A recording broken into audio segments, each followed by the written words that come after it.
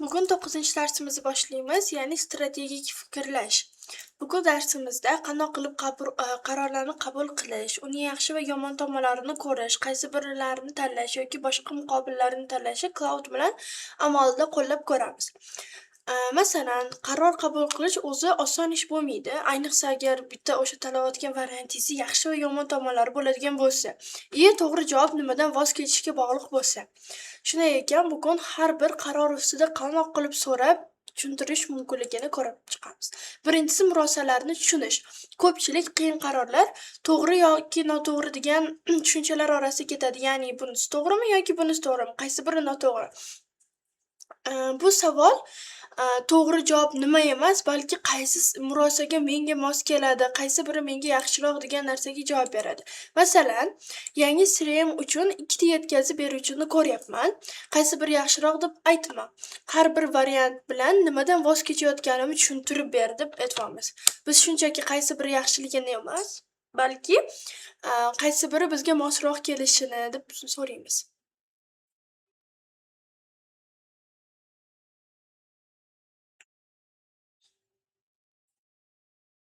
Mana biz aynan qaysi CRM haqida gapirayotganimizni tushunmagani uchun bizga artefakt orqali savol berishni boshladi. Masalan, savollarga javob beramiz.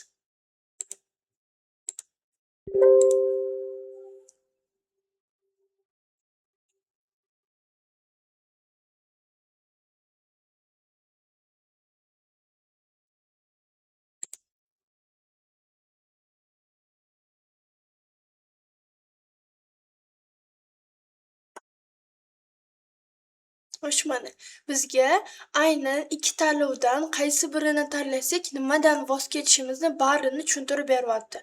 Tezlikdanmi, soddalikdan, budjetdan, ammo evaziga nima olasiz? Biz xohlagan barcha savollarga javob beradi. Bu savol qaysi biri bizga to'g'riligini aytmayapti-da, masalan, bunisi yaxshimi yoki bunisi yaxshimi demayapti. Qaysi biri bizga mos kelishini biz mana shu yerdan ko'rib chiqishimiz mumkin. Masalan, bizga tezlikdan, soddalikdan, budjetdan voz kechish kerak ekan, lekin bu bizga to'g'ri kelmaydi. Demak, qaysi biri o'zimizga to'g'ri kelsa tanlab olsak bo'ladi. Keyingisi ko'r nuqtalarni topish. Ya'ni Clouddan nimaga e'tibor bermayotganimizni so'rasak bo'ladi. Qaysidir narsani aytib turib, nimaga e'tibor bermayapman, nimani ko'rib chiqmayapman deb turib. Masalan, aytaylik, Saroni jamoa rahbari qilmoqchiman, nimani ko'rib chiqmayapman. Bu qarordan oldin qanday savollar berishim kerak?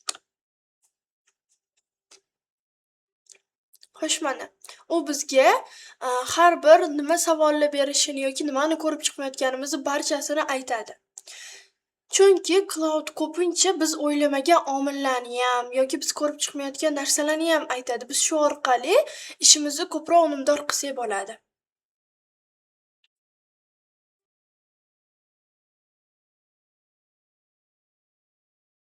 Xo'sh, mana bizga eng muhim 3 ta savol yoki nimani ko'rib chiqmayotganimiz barchasini tushuntirib berdi. Keyingisi boshqa variantlarni izlash. Ba'zan biz o'ylamagan 3-variant ham bo'lishi mumkin. Aynan ikkita variant o'rtasida emas, balki undan ham yaxshi yoki unga mos alternativ 3-variantimiz ham bo'lishi mumkin. Shuni ham Clouddan so'rasak, aynan nima bo'lishi mumkinligini tushuntirib berishi mumkin. Masalan, psixolog yo'llash yoki mavjud xodimni o'qitish o'rtasida tanlayapman. Masalan, o'zimizda xodimimiz bor, uni psixologlikka o'qitamizmi yoki yangi psixolog ishga olamizmi? Bu qarorning men ko'rmayotgan boshqa varianti bormi deb so'raymiz.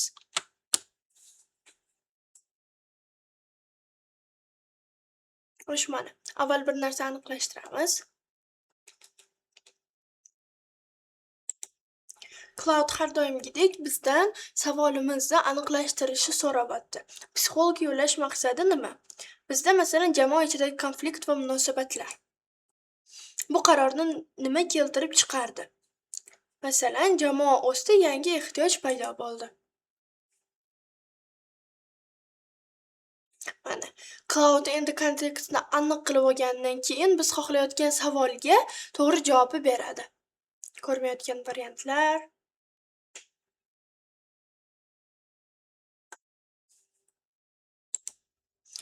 Mana Cloud bizga o'zimiz xohlagan savollarga javob berdi va variant borligi mumkinligini ham ko'rsatib berdi o'zimizni holatimizga qarab. Endi keyingisi fikrlashni sinash. Masalan, biz qanaqadir qarorga keldik, biror narsa qilmoqchimiz, lekin u narsa amalda qanaqa bo'lishini oldindan ko'rmoqchimiz. Ya'ni qarorga kelishdan oldin uni sinab ko'rmoqchimiz.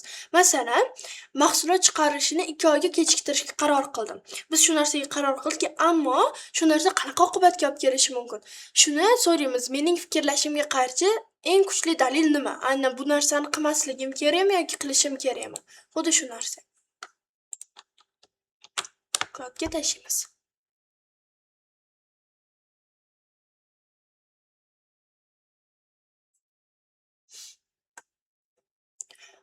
Aslida buni o'qish ozgina noqulay bo'lishi mumkin, ya'ni Cloud'ni javoblarini, ammo lekin aynan shu uni foydali qiladi. Xo'sh, kechiktirishning asosiy sababi nima? Jamoa charchagan, chiqarilish sanasi tashqariga e'lon qilinganmi? Hali hech kim bilmaydi. Kechiktirishning eng xavfli tomoni qaysi deb o'ylaysiz? Masalan, raqobatchi bo'sh joyni egallashi. Ana endi bizni so'rayotgan savolimizni aniqlashtirib olgandan keyin eng kuchli dalillarni va barchasini ko'rsatib beradi. Shu orqali Cloud bizni fikrlashimizni, zaif joylarini ko'rsatib mustahkamlaydi. Mana har bir dalilni tushuntirib, nima bo'lishini ko'rsatib beradi.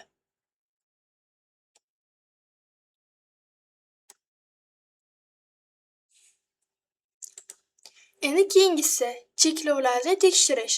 Ba'zan biz cheklovlarni o'zgarmas deb o'ylaymiz, lekin ular moslashuvchan bo'lishi ham mumkin. Masalan, bu qarorni jumaga qadar qabul qilishim kerak. Birorta qarori, masalan, chunki taklif muddati tugaydi. Bu muddat haqiqatdan ham o'zgarmasmi yoki nima qila olishim mumkin yoki nima so'rashim mumkin shu narsani kechiktirish o'rnida? Chunki bu ham bizning qarorlarimizga va harakatlarimizga ta'sir qilishi mumkin.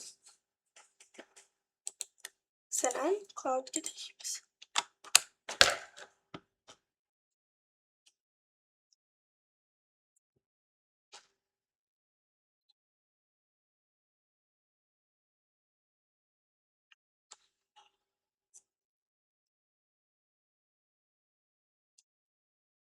Xo'sh, mana Cloud barchasini ko'rsatib beryapti. Aynan nimani so'rashimiz kerak, nimani qilsak bo'ladi, masalan, sababni so'rashimiz kerakmi, uzaytirish imkonini to'g'ridan-to'g'ri so'rashimiz kerak.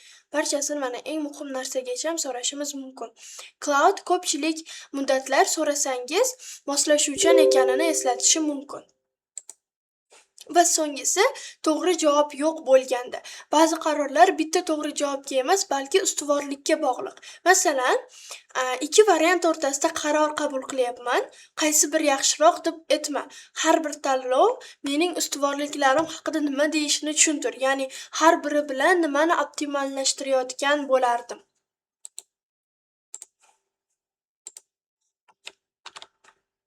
Masalan, aytaylik, yangi xodimlar ishga olish yoki avtomatlashtirish.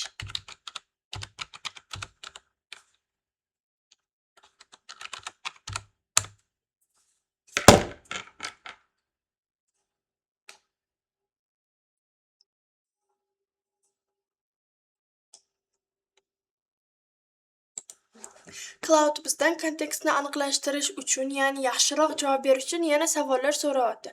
Masalan, avtomatlashtirilishi mumkin bo'lgan ishlar qanday? Masalan, mijozlar bilan jonli muloqot muhim yoki takroriy qo'lda bajariladigan ishlar ko'p. Kompaniya hozir qaysi bosqichda? Masalan, o'sish bosqichida. Natija qachon kerak? Bizga masalan 6 oy ichida natija kerak. Mana, ana endi barcha savollarga javob berganimizdan keyin u kontekstni aniqlab olib, bizga kerakli bo'lgan javobni beradi.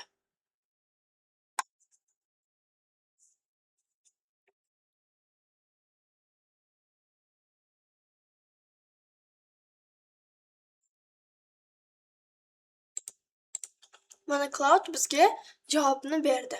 Cloud murosalarni aniqlashtirdi, ko'r nuqtalarni ochdi va taxminlarni so'roqladi. Aniq javob yo'q bo'lganda, aynan shu yordam kerak bo'ladi bizga. Shu bilan bugungi darsimiz tugadi.